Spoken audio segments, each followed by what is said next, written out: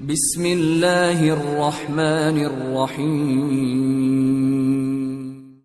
مصر کا حکمراں الملک الصالح ایوب ان دنوں فلسطین کے انتہائی شمال میں عیسائیوں کے ایک شہر حمص کا محاصرہ کیے ہوئے تھا۔ اس کا خیال تھا کہ فرانسیسی فوراً فلسطین پر حملہ آور ہوں گے، لہٰذا وہ ساحل پر ہی ان سے نمٹ لے گا۔ لیکن جب اسے خبر پہنچی کہ فرانسیسی لشکر بحیرہ روم کا سینہ چیرتا ہوا مصر کی طرف بڑھ رہا ہے تو اس نے حمص کا محاصرہ چھوڑ دیا اور برق رفتاری کے ساتھ مصر کی طرف بڑھا۔ الملک الصالح تپے دق کا پرانا مریض تھا اور اب اس کی یہ بیماری اپنے آخری مراحل میں تھی اور وہ اکثر بیمار رہنے لگا تھا۔ فرانسیسی فوج کے بحری جہاز دریائے نیل کے ڈیلٹا کے قریب سمندر کے کنارے لنگر انداز ہوئے۔ جہازوں کے اندر سے رسد کا سارا سامان اتار کر ساحل پر خیموں کا شہر آباد کیا گیا اور اسے کمک اور رسد کا مرکز بنا کر فوج کا کچھ حصہ وہاں جہازوں اور سامان رسد کی حفاظت کے لیے چھوڑا اور لشکر دریائے نیل کے ساتھ ساتھ جنوب کی طرف بڑھنے لگا۔ الملک الصالح نے اپنے وزیر اعظم اور سپہ سالار فخر الدین کو مصری افواج اور عرب قبیلہ بنو کنانہ کی جفاکش اور بہادر بدوؤں کے لشکر کے ساتھ مقابلہ کے لیے بھیجا۔ فخر الدین نے دریائے نیل کو پار کیا اور مغربی کنارے پر عیسائی افواج سے گھمسان کا مقابلہ ہوا۔ فخر الدین ایک تو بوڑھا تھا، دوسرے وہ عرب کے بدوؤں کی صحیح رہنمائی نہ کر سکا، لہٰذا اسے شکست ہوئی اور وہ عیسائی لشکر کے آگے آگے بھاگتا ہوا دریائے نیل کے مشرقی کنارے پر آ گیا۔ اس موقع پر فخر الدین سے ایک سخت فوجی غلطی ہوئی۔ دریائے نیل کا وہ پل جس کے ذریعے شکست کھانے کے بعد وہ مغربی کنارے سے مشرقی کنارے پر آیا تھا تباہ کرنا بھول گیا اور اس طرح عیسائی لشکر بھی اس کے پیچھے پیچھے دریائے نیل پار کر کے مشرقی کنارے پر آ گیا۔ اب عیسائی لشکر کے سامنے مصر کا مشہور شہر دمیات تھا جو دریائے نیل کے کنارے واقع تھا۔ دمیات کے مسلمانوں کو جب اپنی لشکر کے پسپا ہونے کی خبر پہنچی تو ان میں ایک ہراس اور بگدڑ مچ گئی اور وہ شہر چھوڑ کر بھاگ نکلے۔ کچھ لوگ شہر سے نکلتے ہوئے شہر کو آگ لگا گئے اور اس طرح شہر کا کچھ حصہ جل گیا تھا۔ عیسائی لشکر بغیر کسی مزاحمت کے دمیات شہر میں داخل ہوا۔ شہر کو خالی دیکھ کر انہیں شک گزرا کہ کہیں اسلامی سپاہ گات سے نکل کر ان پر حملہ آور نہ ہو جائے، لیکن جلد ہی ان کا یہ شک دور ہو گیا کیونکہ سارا شہر خالی پڑا تھا۔ لوئی نے سمندر کے ساحل پر قائم کیا ہوا پڑاؤ دمیات میں منتقل کر دیا، صرف چند دستے جہازوں کی حفاظت کے لیے وہاں رہنے دیے اور اس طرح اس نے دمیات کو اپنی کمک اور رسد کا مرکز بنا لیا اور دمیات کی جامع مسجد کو اس نے گرجے میں تبدیل کر دیا۔ اس دوران دریائے نیل میں طغیانی آ گئی۔ چاروں جانب جہاں تک نگاہ کام کرتی تھی دریائے نیل کا پانی پھیل گیا تھا جس کی وجہ سے آگے بڑھنے کے سارے راستے مسدود ہو گئے تھے۔ اس طغیانی کی بنا پر عیسائی لشکر کو کچھ عرصہ دمیات میں قیام کرنا پڑا۔ اکتوبر کے مہینے میں جب دریا کی طغیانی اتر گئی، عیسائی لشکر دمیات سے نکلا اور بینڈ باجے اور بگل بجاتا ہوا اس صحرا پر آگے بڑھنے لگا جو دمیات سے قہرہ کی طرف جاتی تھی۔ جہاں سے قاہرہ کی طرف جانے والی یہ شہرا گزرتی تھی وہاں دریائے نیل سے نکلنے والی بے شمار نہروں کا جال بچھا ہوا تھا۔ ان میں سب سے بڑی نہر جو دریا کی مانند تھی اور جس کا نام بحر الصغیر تھا، اسی نہر کے جنوبی کنارے پر منصورہ کے عظیم شہر کے قریب فخر الدین اپنی افواج کے ساتھ دشمن کا راستہ روکنے کے لیے مورچے سنبھال چکا تھا۔ قاہرہ میں اسلامی سپاہ کی شکست اور دمیات شہر کے چھن جانے کی خبر الملک الصالح کے پاس پہنچی تو وہ سخت چیخ پا ہوا، گو اس وقت وہ بستر مرگ پر پڑا تھا۔ اس کے باوجود اس نے شکست کے ذمہ دار 50 افسروں کو پھانسی پر لٹکا دیا اور وزیر اعظم اور سپہ سالار فخر الدین کو بھی سخت ملامت کی۔ الملک الصالح کو اس شکست پر اس قدر صدمہ ہوا کہ وہ ڈھولی میں بیٹھ کر خود منصورہ آیا تاکہ اپنی فوج کی نگرانی کر سکے۔ یہاں اس نے اپنے عظیم جرنیل رکن الدین بیبرس کو منصورہ کے قلعے کو اور زیادہ مضبوط کرنے کے احکامات جاری کیے اور جروکے میں بیٹھ کر وہ ان عیسائی افواج کی نگہداشت کرنے لگا جو شمال کی طرف سے دوڑی چلی آ رہی تھی۔ الملک الصالح نے حکم دیا کہ نہر کا پاٹ چوڑا کر دیا جائے۔ یہ حکم ملتے ہی ہزاروں سپاہی زمین کھود کر نہر کا پاٹ چوڑا کرنے لگے۔ عیسائی جب بحر الصغیر کے شمالی کنارے پر پہنچے تو انہوں نے دیکھا نہر کا پاٹ دریا جتنا چوڑا تھا اور اسے عبور کرنے کا کوئی ذریعہ نہ تھا کیونکہ مسلمان پلوں کو پہلے ہی اڑا چکے تھے۔ عیسائیوں نے نہر پر لکڑی کا پل تعمیر کرنا شروع کیا لیکن اسلامی سپاہ نے نفرت کے شعلے پھینک کر اس پل کو جلا دیا۔ عیسائی لشکر نہر کے شمالی کنارے پر 6 ہفتے پڑا رہا۔ اس دوران مصر کا حکمراں الملک الصالح مر گیا۔ الملک الصالح کے مرنے کی خبر اگر عام ہو جاتی تو مصری فوج میں بے چینی پھیل جاتی اور انہیں یقیناً ناقابل تلافی شکست کا سامنا کرنا پڑتا۔ لیکن صالح کی عقلمند بیوی شجرۃ الدر نے بادشاہ کی خبر کو خفیہ رکھا۔ چپکے سے اس نے بادشاہ کی لاش کو تابوت میں ڈالا اور قلعے کے اندر دفن کر دیا۔ فخر الدین، رکن الدین بیبرس اور قنطر پر اس نے صالح کی موت کا انکشاف کر کے اس نے اس خبر کو خفیہ اور جنگ جاری رکھنے کا عہد لیا۔ اس کے ساتھ ہی شجرۃ الدر نے صالح کے بیٹے توران شاہ کو، جو اس کے وطن سے نہ تھا اور اس وقت حکومت سے دور شام میں حسین کے مقام پر مقیم تھا، بلا بھیجا۔ توران شاہ 3 ماہ بعد وہاں پہنچا اور حکومت کا نظم و نسق سنبھالا۔ ان 3 ماہ کے دوران بہادر شجرہ خود دشمن کا مقابلہ کرنے کے علاوہ حکومت کی باغ ڈور بھی سنبھالتی رہی۔ عیسائی لشکر میں صالح کی موت پر خوشی کی لہر دوڑ گئی تھی۔ اب وہ پہلے سے بھی زیادہ مطمئن تھے، کیونکہ وہ جانتے تھے کہ صالح مر چکا ہے۔ مصری افواج کی کمان ایسے شخص میں ہے جو بوڑھا ہے، اور یہ کہ توران شاہ کو قدم جمانے میں کچھ عرصہ درکار ہوگا۔ یہاں عیسائیوں کی فطری سیاست کام آئی۔ انہوں نے اندر ہی اندر ساز باز شروع کر دی اور ایک ایسے غدار مصری کو ڈھونڈ نکالا جو فوج سے باغی تھا۔ اس کا نام سلمون تھا، اور اس ابلیس نے 5000 دینار کے عوض عیسائیوں کو ایک ایسا تنگ گاٹھ بتا دیا جہاں دشمن بڑی آسانی سے بحر الصغیر کو عبور کر سکتے تھے۔ یہاں عیسائی لشکر کو اور تقویت پہنچی، کیونکہ فرانس کے بادشاہ لوئی کے 2 بھائی الفانسو اور کاؤنٹ آف انجو ایک بھاری لشکر کے ساتھ اپنے بھائی کی مدد کو پہنچ گئے۔ رات کی تاریکی میں بڑی رازداری کے ساتھ عیسائی لشکر لوئی کے دونوں بھائیوں کی سرکردگی میں بحر الصغیر کو عبور کر گیا۔ خود لوئی اس کے پیچھے پیچھے اپنے بے شمار لڑاکا اور محافظ دستوں کے ساتھ آہستہ آہستہ آگے بڑھ رہا تھا۔ اسی رات جب عیسائی سپاہ نے بحر الصغیر کو رات کی تاریکی میں عبور کیا تھا، منصورہ شہر سے باہر مسلمان جرنیل اور سالار، جو جنگی کونسل کے ارکان تھے، فخر الدین کے خیمے میں جمع ہوئے، جس میں انہوں نے اپنی پچھلی شکست کا جائزہ لینے کے ساتھ ساتھ آئندہ کے منصوبوں پر بھی کھل کر بحث کی، اور یہ طے پایا کہ رکن الدین بیبرس اور دوسرا جرنیل قنطر منصورہ شہر کی حفاظت کریں اور فخر الدین شہر سے باہر کھلے میدان میں دشمن کا مقابلہ کرے گا۔ اگر مسلمانوں کو فتح ہوئی تو منصورہ کے قلعے میں محفوظ دستے بھی رکن الدین بیبرس کی کمان میں دشمن پر حملہ آور ہو جائیں گے، تاکہ سمندر کے ساحل تک اس کے کہیں پاؤں جمنے نہ پائیں، اور اگر مسلمانوں کو شکست ہوئی تو اسلامی لشکر پسپا ہو کر منصورہ شہر میں محصور ہو کر مقابلہ کرے گا۔ اس دوران ہو سکتا ہے توران شاہ قاہرہ سے کمک لے کر پہنچ جائے اور حالات بہتر ہو جائیں۔ جنگی کونسل کا اجلاس جب ختم ہوا تو رکن الدین بیبرس نے کسی قدر انکساری کی انداز میں فخر الدین سے کہا، کیا اس وقت جب کہ عیسائی لشکر آگ کے ایک طوفان کی طرح ہماری طرف بڑھ رہا ہے اور دن بدن اس کے حوصلے بلند ہونے کے ساتھ ساتھ ہمارے سپاہیوں میں بددلی پھیل رہی ہے، کیا ہمارے لیے یہ ممکن نہیں کہ ہم موت کے مسافروں کے سالار اعلیٰ عمیر بن خزام کو ایک باقاعدہ دعوت نامہ بھیج کر اس سے التجا کریں کہ وہ اس ابتلا کی گھڑی میں ہمارے شانہ بشانہ آ کر مصری سرحدوں کی حفاظت کریں؟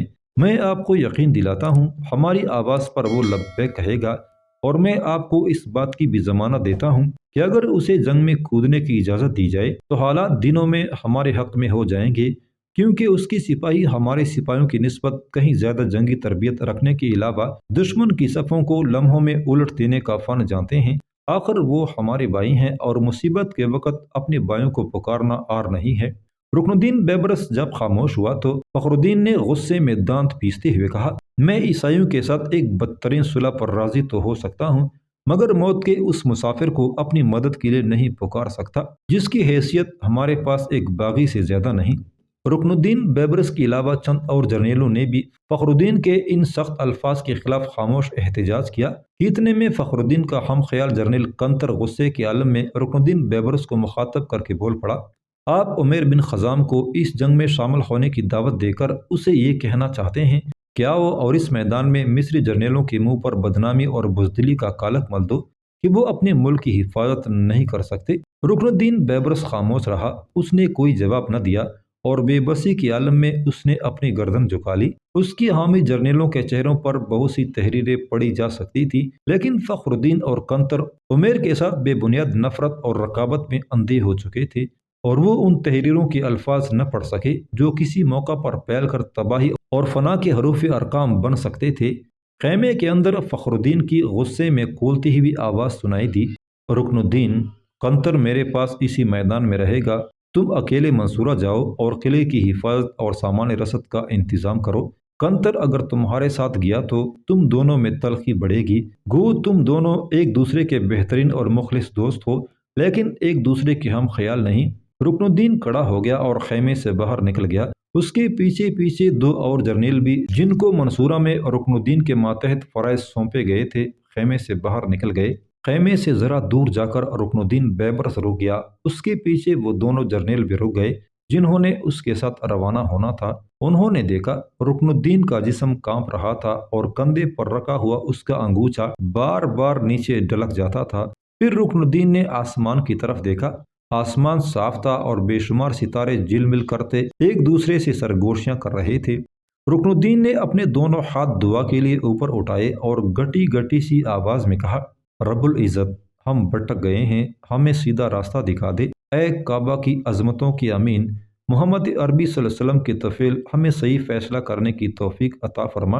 اگر تو نے ہماری مدد اور ہماری رہبری نہ کی تو ہم خسارہ اٹھانے والوں میں سے ہوں گے۔ رکن الدین کی آنکھوں سے آنسوں کا سیلاب بہہ نکلا تھا اور ڈوبتی ہوئی آواز میں اس نے پھر کہا، تاریک رات کے ستاروں، گواہ رہنا، میں خلوصی نیت کے ساتھ اپنے آپ کو اپنے رب کی پناہ میں دے کر اس سے رہنمائی کی استدعا کرتا ہوں۔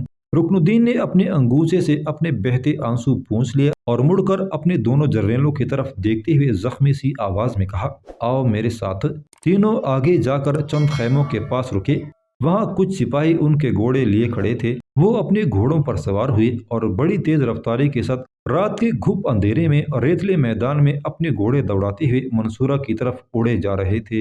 عیسائی لشکر بحر الصغیر کو عبور کرنے کے بعد عین اس وقت مسلمانوں پر حملہ آور ہوئے جب وہ فجر کی نماز ادا کرنے کی تیاری کر رہے تھے۔ فخر الدین نے اپنی لشکر کو بڑی تیزی سے سنبھالا۔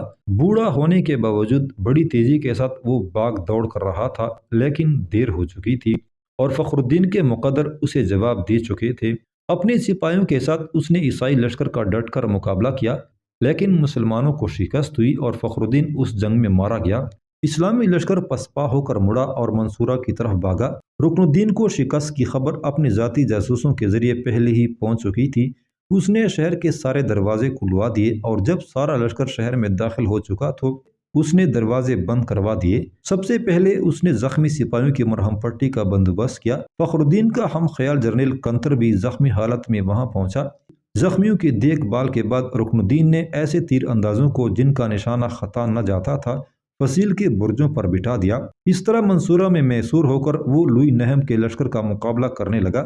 جب عیسائی حملہ کرنے کے لیے شہر کی فصیل کے پاس آتے تو فصیل کے اوپر سے ان پر کھولتا ہوا پانی، پتھر اور جلتی ہوئی لکڑیاں پھینکی جاتی اور وہ پیچھے ہٹنے پر مجبور ہو جاتے۔ فخر الدین کے بعد لشکر نے رکن الدین کو اپنا سپہ سالار تسلیم کر لیا تھا۔ دوسرے روز رکن الدین نے چیدہ جرنیلوں کی مجلس منعقد کی جن میں کنتر شامل نہ تھا۔ رکن الدین نے ان سے بڑے اچھے الفاظ میں اپنا یہ نقطہ نظر پیش کیا کہ عمیر بن خزام کو اپنے ساتھ ملا کر ہم جنگ میں کس قدر افادہ حاصل کر سکتے ہیں۔ سارے جرنیلوں نے رکن الدین کی ہاں میں ہاں ملائی اور پرزور تائید کی کہ موت کے مسافروں کو مدد کے لیے پکارا جائے۔ جب سارے جرنیل مجلس کے خاتمے پر اٹھ کر چلے گئے تو رکن الدین بھی اٹھ کر کمرے سے باہر آیا۔ وہ کچھ سوچ رہا تھا۔ سر جھکائے آہستہ آہستہ چلتا ہوا وہ فصیل پر چڑھا اور ایک برج کی حفاظت پر مامور ایک ترک کماندار کو اس نے مخاطب کرتے ہوئے کہا، بنو کنانہ کے اس شخص کو میرے پاس بلاؤ جو شہر کے شمالی دروازے کی حفاظت پر مامور سپاہیوں کا سالار ہے اور جس کا نام ربیع ہے۔ اس کے فرائض تم خود سنبھال لو۔ وہ کماندار وہاں سے چلا گیا اور رکن الدین پھر گہری سوچوں میں کھو گیا۔ تھوڑی دیر بعد رکن الدین کو جب اپنے قریب کسی کے قدموں کی چاپ سنائی دی تو اس نے سر اٹھا کر اوپر دیکھا۔ ایک عرب جس کا جسم مضبوط تھا، جو اپنے جسم پر سفید عبا اور سر پر آہنی خود پہنے ہوئے تھا، اس کے سامنے کھڑا تھا۔ رکن الدین نے اس عرب کی طرف دیکھتے ہوئے مدھم آواز میں کہا، ربیع، جانتے ہو میں نے تمہیں کیوں طلب کیا ہے؟ وہ عرب چند قدم آگے بڑھ کر بولا، میرے آقا، مالک اپنے غلام کو کوئی خدمت ہی سونپے گا۔ جو بھی فرض آپ میرے ذمہ لگائیں گے میں آپ کو یقین دلاتا ہوں میں اپنی زندگی کے آخری سانس تک اسے پورے خلوص اور دیانتداری کے ساتھ انجام دیتا رہوں گا۔ رکن الدین پھر بولا، تم نے موت کے مسافروں کا کوہستانی مسکن دیکھا ہے؟ ربیع نے چھاتی تانتے ہوئے کہا، میرے آقا، میں ان کے مسکن کے پورے محل وقوع سے واقف ہوں۔ تو پھر اسی وقت میرا ایک پیغام لے کر ان کے سالار عمیر بن خزام کی طرف روانہ ہو جاؤ۔ کیا آپ اسے جنگ میں شامل ہونے کی دعوت دے رہے ہیں؟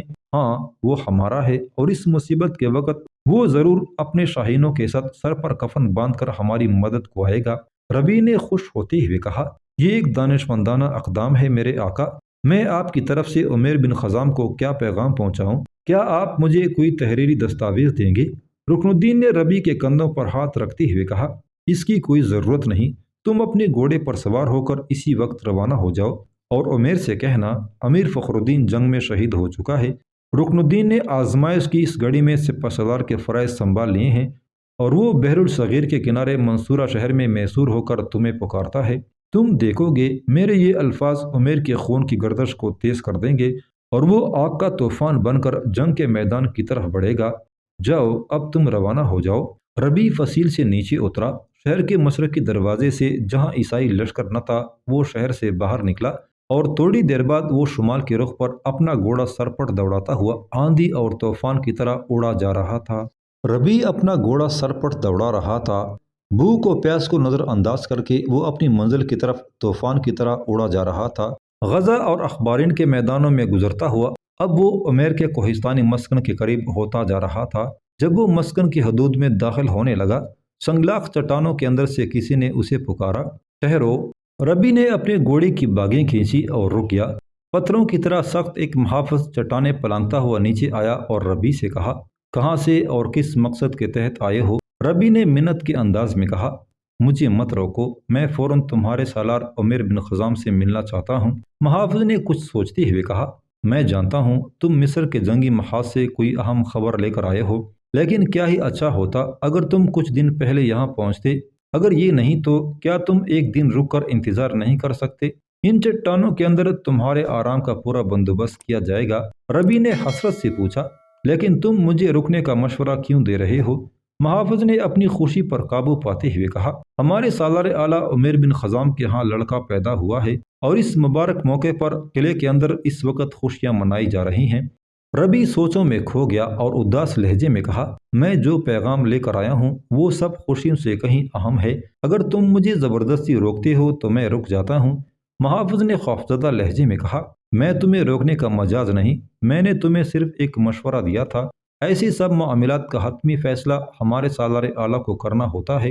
تم کہو کہاں سے آئے ہو، میں تمہاری آمد کی اطلاع قلعے میں پہنچنے سے پہلے ہی پہنچا دوں گا۔ ربی نے اس بار مطمئن انداز میں کہا، مجھے منصورہ کے محاذ جنگ سے رکن الدین بیبرس نے ایک پیغام دے کر عمیر بن خزام کے پاس بھیجا ہے۔ محافظ کے اشارے پر ربی نے اپنا گھوڑا آگے بڑھا دیا۔ چٹانوں کے اوپر آ کر اس محافظ نے کاغذ پر ایک پیغام لکھا اور اسے کبوتر کے پاؤں سے باندھ کر ہوا میں چھوڑ دیا۔ جاسوسی کبوتر نیلی فضاؤں میں غوطہ لگاتا ہوا قلعے کی طرف اڑا جا رہا تھا۔ ربی جب اپنا گھوڑا دوڑاتا ہوا قلعے میں داخل ہوا، اس نے دیکھا سامنے ہی عمیر، ابو نواس اور حوازن کھڑے تھے۔ ربی ان کے پاس آ کر گھوڑے سے اترا اور تینوں کی طرف دیکھتے ہوئے پوچھا، مجھے آپ کے سالار عمیر بن خزام سے ملنا ہے۔